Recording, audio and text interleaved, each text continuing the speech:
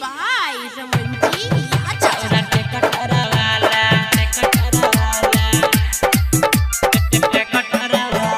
डालू के चाबी लगाई के गियर करे है खूबे हाला छोरा के कटरा वाला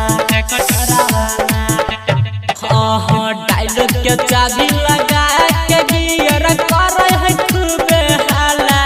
छोरा के कटरा वाला आ छोरा के कटरा वाला जो रोई है पीछे से उठाला छोरा के कटरा वाला जो रोई है पीछा से उठाला छोरा के कटरा वाला जो रोई है पीछा से उठाला पहाड़ी में आके हो तो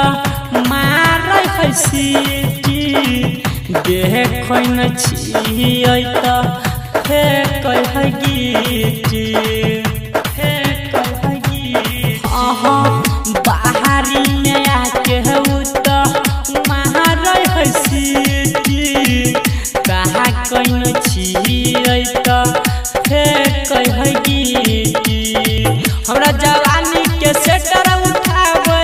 बार बार एक्सेलेटर बढ़ावे बार बार एक्सेलेटर बढ़ावे एक्सेलेटर बढ़ावे करे बवाल छरपे देवाल मचवे सुनहाला छोरा के कटरा वाला कि छोरा के कटरा वाला जो रोई है पीछा से उठाला छोरा के कटरा वाला जो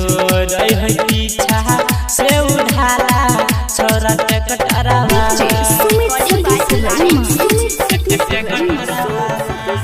जो रोई है पीछा से उठाला के ना कहिए सुन के सखी करे बरतंग गे रहमन यादव रह हरदम गे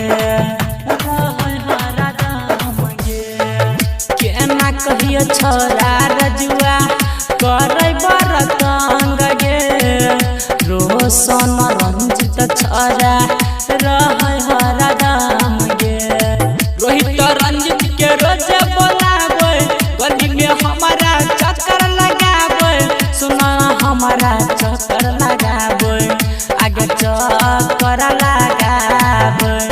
जहाँ तहाँ मारे झक्का तोरे है नया ताला छोरा के कटरा वाला आ छोरा के कटरा वाला जो रोई है नीचा से उठाला छोरा के कटरा वाला जो रोई